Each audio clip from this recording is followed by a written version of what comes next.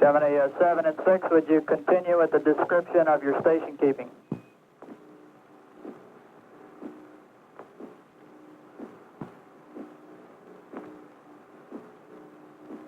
Right now, 6 is about 10 feet above and to the left of 7. We're just flying nose to nose, approximately 15 feet apart. Roger. We can very clearly see the horizon scanners operating. Roger, Jim.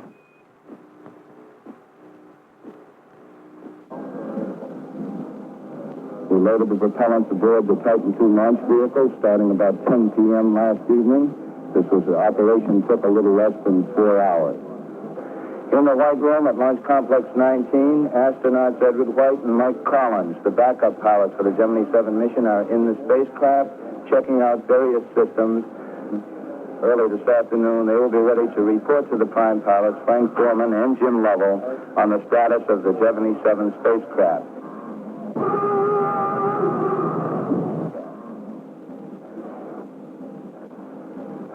Jim Lovell did comment, but he was looking forward to a good long flight. Attending the breakfast with astronauts Borman and Lovell with Wally Schirra and Tom Stafford, pilots for the Gemini 6 mission, which will be scheduled some 9 days after the Gemini 7 liftoff. When I first heard of this plan to rendezvous two spacecrafts by launching a second spacecraft from the same pad within 9 days, I thought it was next to impossible. The prime pilots for the Gemini 7 mission, Frank Borman and Jim Lovell, have arrived at Launch Complex 19. They're in their lightweight suits. They have their helmets attached. Basically, this lightweight suit offers greater mobility and comfort for the crew, which will fly 14 days in space. However, it offers the same protection in any emergency as the standard suit. During a flight of Gemini 7, the crew will remove their lightweight spacesuit and fly in their underwear. T-minus 1 minute and counting. The launch vehicle, first stage engines will ignite and build up some 430,000 pounds of thrust. T-minus 10, 9, 8, 7, 6. 5, 4, 3, 2, 1, 0. Ignition. Engines start. We have a liftoff.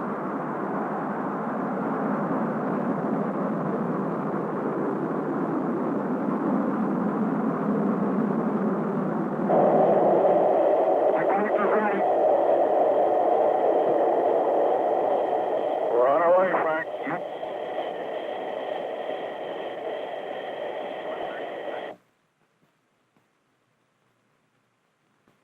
Coming up on 2 minutes. Mark 2 minutes. Our velocity is 3,600 miles per hour.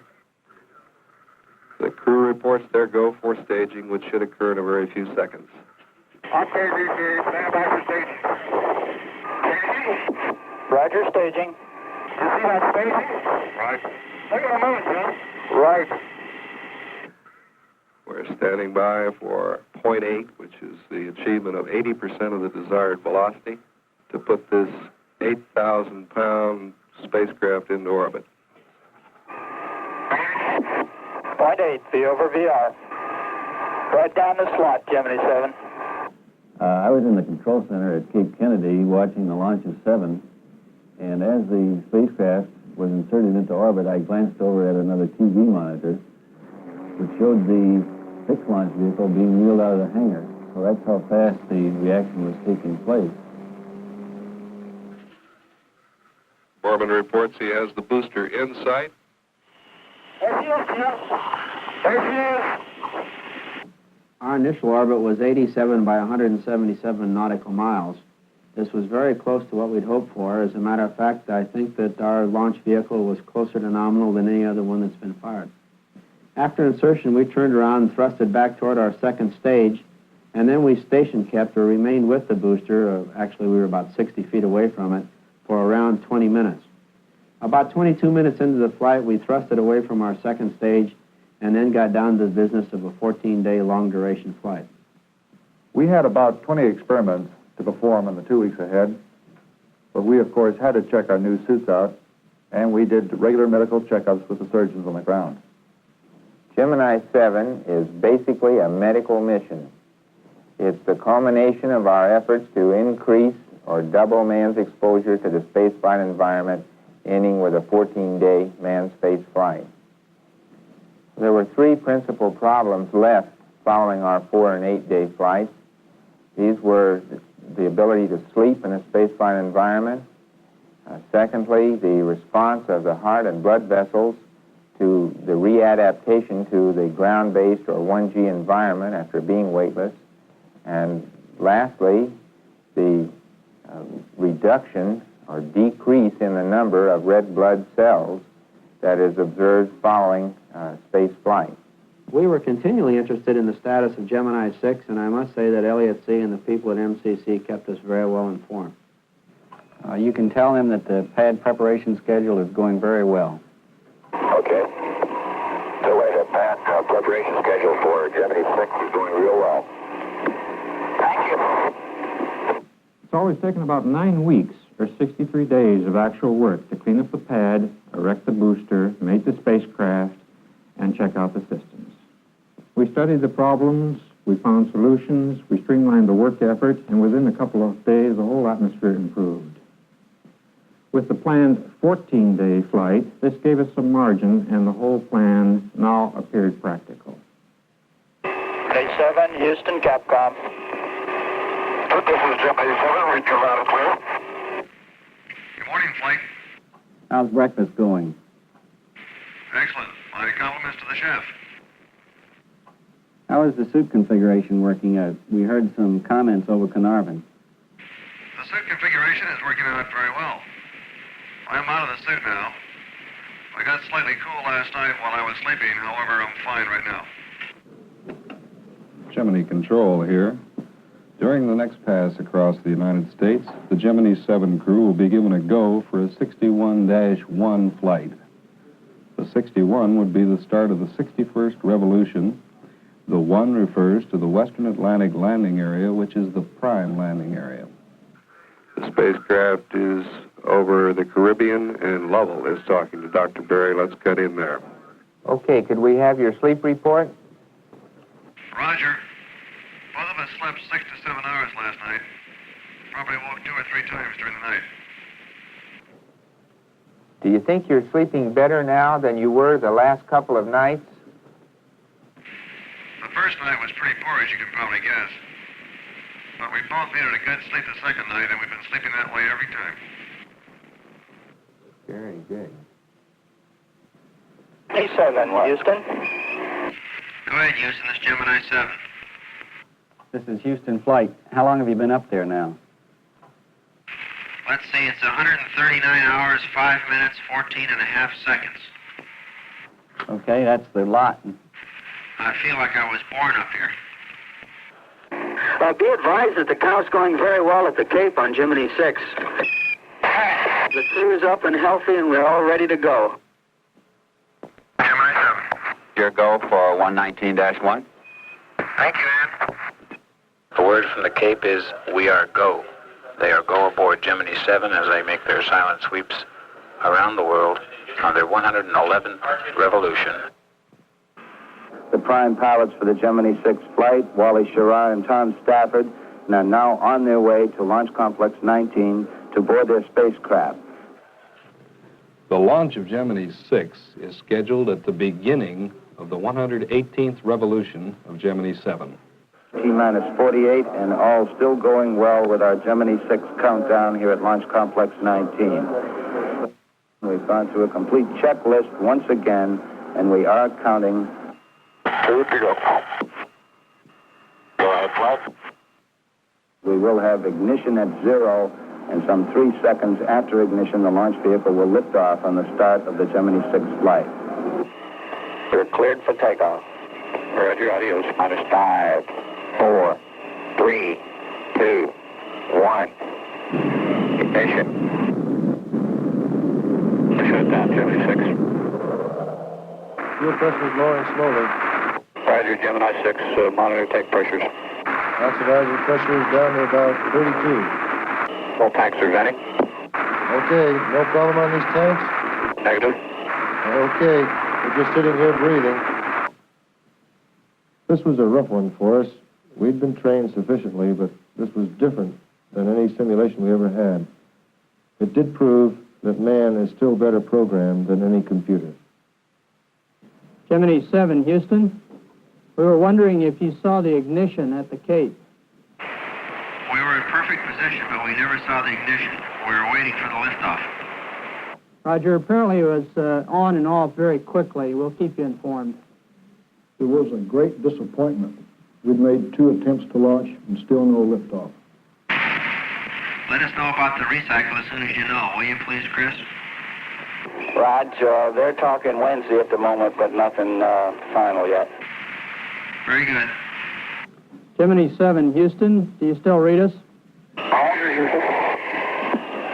Sorry to disturb your lunch, but we have a message here we think you'd be interested in. We're coming up on a special time here. About 5 seconds. Mark, you have just exceeded the world's manned space flight endurance record.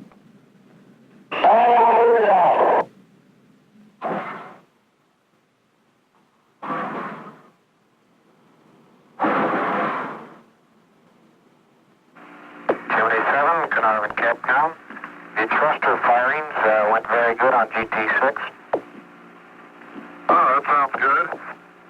Roger, looks like you have company before long. Roger, I hope the booster firing did the same. Oh, Roger.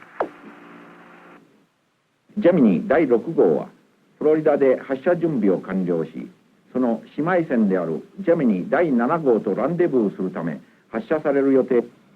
Mr. Kraft wants to launch at 8:27 Eastern Standard Time. So some 4 seconds before that, we'll be looking for ignition. The spacecraft already is on internal power. All quiet on the communications at the present time. That's my mark, 20 seconds. Mark, Go. 5, 4, 3, 2, 1. Ignition. Engine start. We've got a real liftoff. 27 seconds after the hour. Flight Dynamics says the trajectory looks very good. Clock is running. Roll complete. Roger, roll. Cabin pressure sealed. 50 seconds. 2 minutes. Our velocity now 3,700 miles an hour.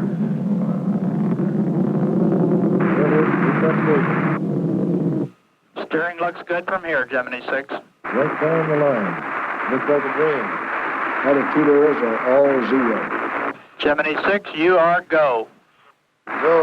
You hear the man. Go. Go ahead, Canaries, Gemini 7. Roger, well, we did it.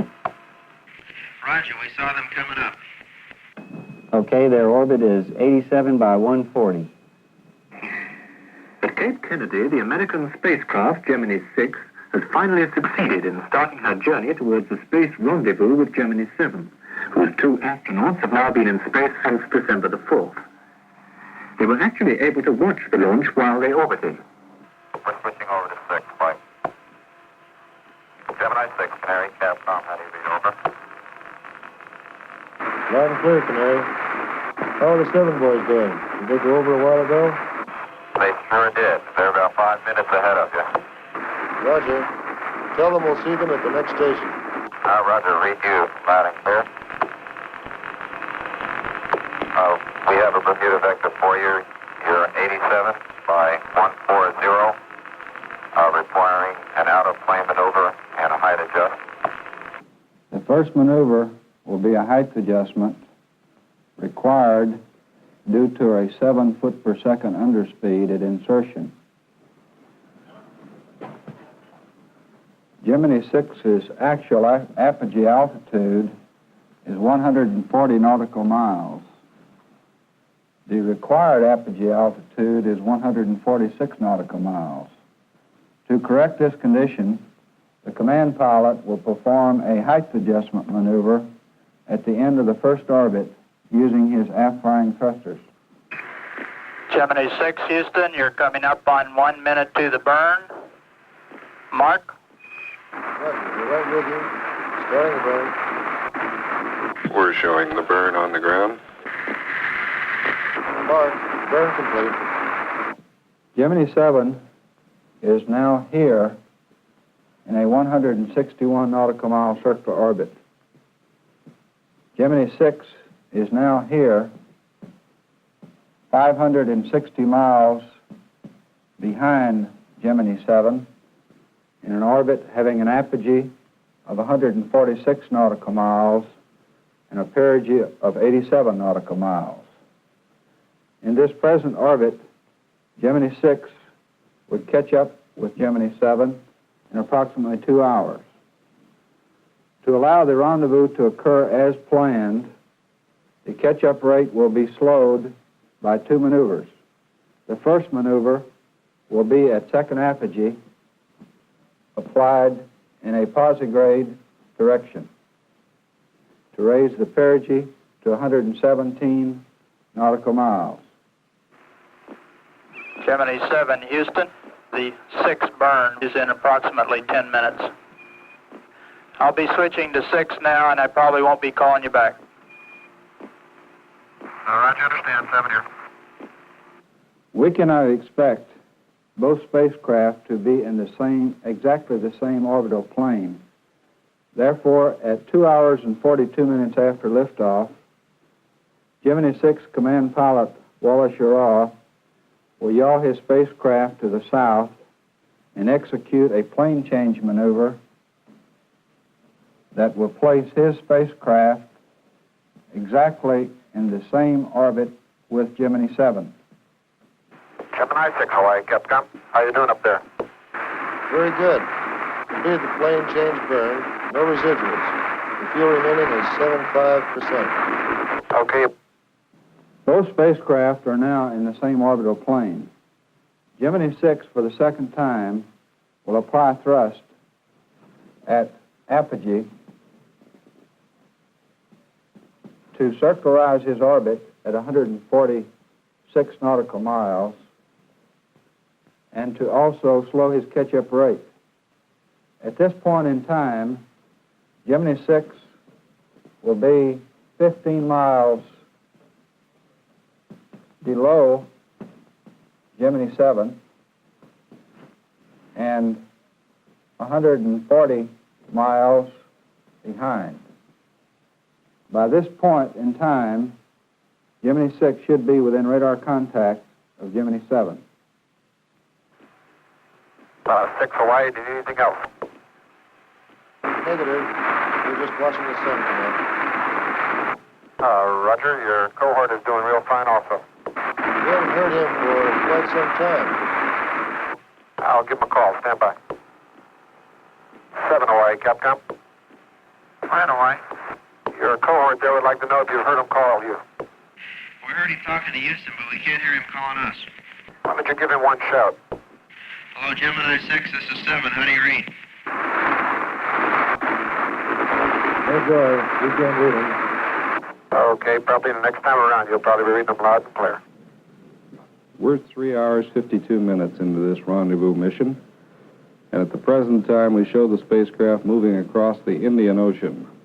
There's just over an hour to go now before America's 2 spacecraft with their 4 astronauts on board can't meet 180 miles up in darkness over the Pacific Ocean.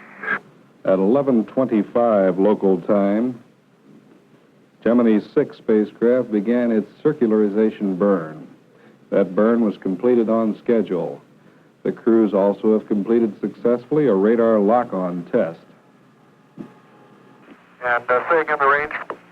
Range was 115.58. All systems are looking good, flight.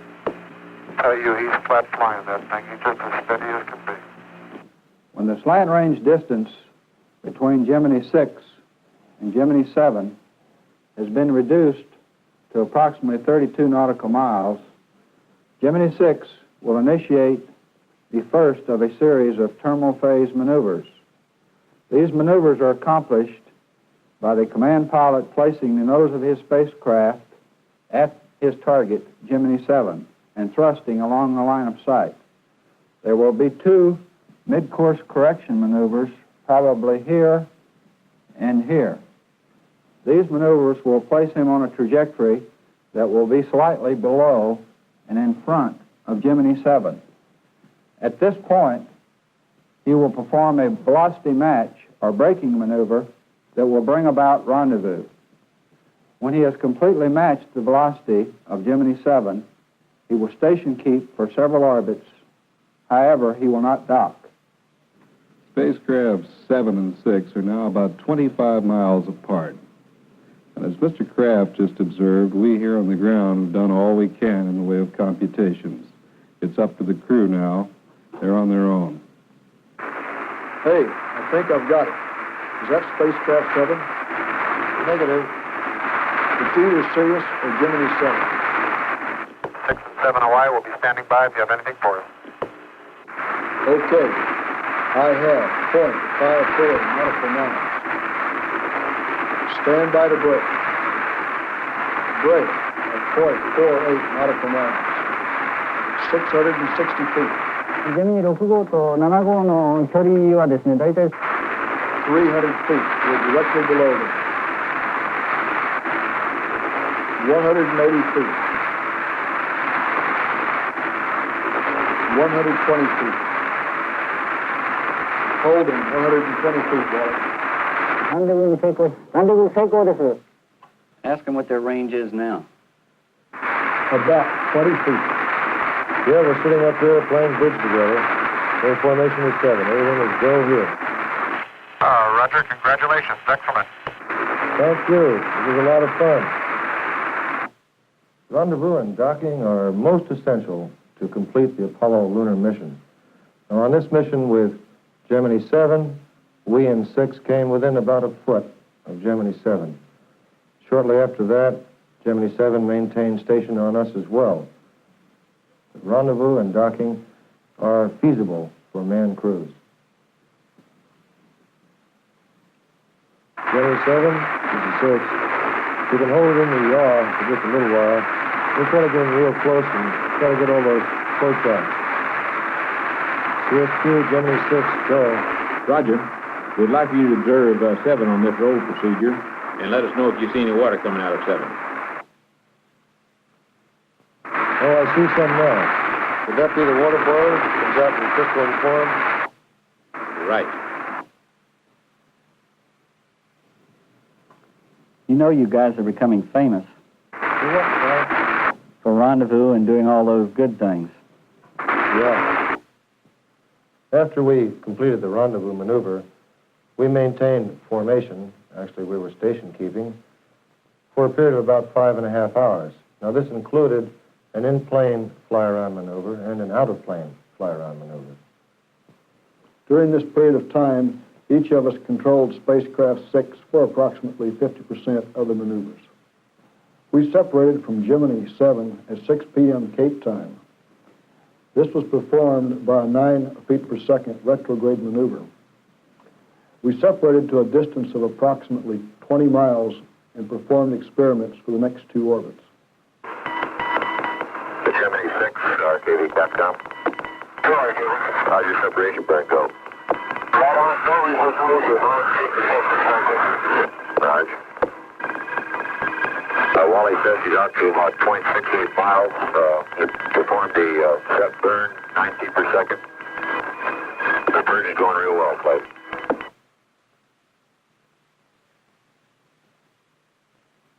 Finally, we collapsed, or should I say, went into a deep sleep at 9 p.m. Cape time, having been up since 4 a.m. that morning. Good morning, Captain Sherrar. Good morning, Chris. You're doing great. Let's put it down on the elevator. Good show down there. Before long, we'll be on the boat. Hawaii, we're in pulse mode and in re-entry attitude now. Roger. During the drift off, Frank and Jim, we'll see you on the beat. Okay, Wally. Let's go to recovery. It was an excellent splashdown, and half an hour later, millions of television viewers watched as the captain brought his huge ship gently alongside.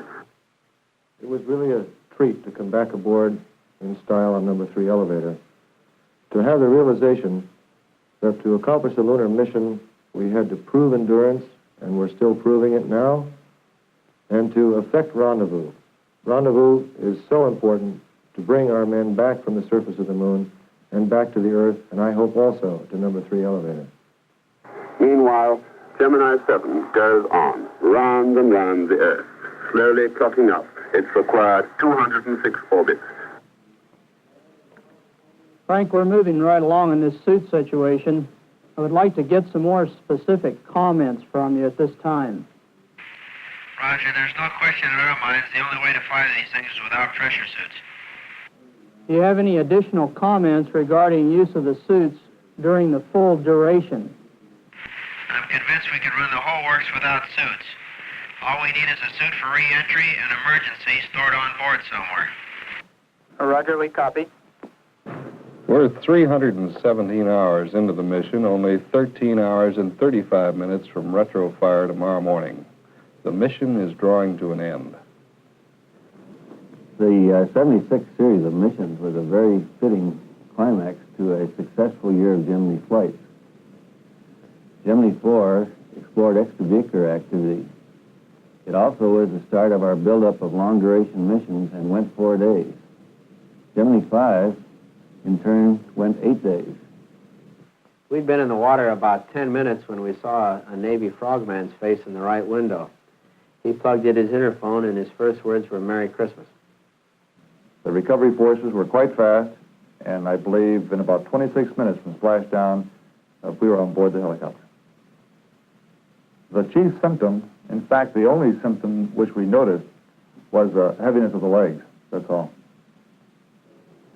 The 14-day mission has shown us that man indeed adapts to the spaceflight environment, that his body does not show changes which increase with his increasing exposure to that environment.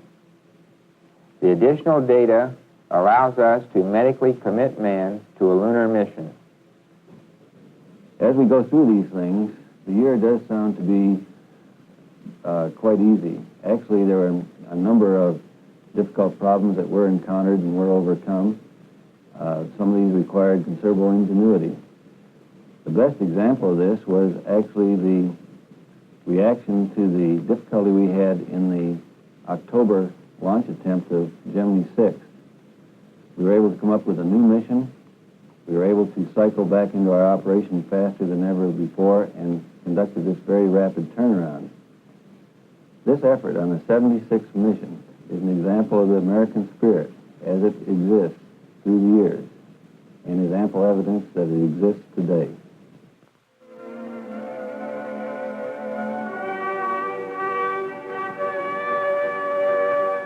Their voyage will be a continuous reminder that the peaceful conquest of space is the only conquest in which modern man can proudly and profitably engage. In this struggle, all men are allies, and the only enemy is the hostile environment. The victory over the final enemy will belong not just to Americans, but to the whole world.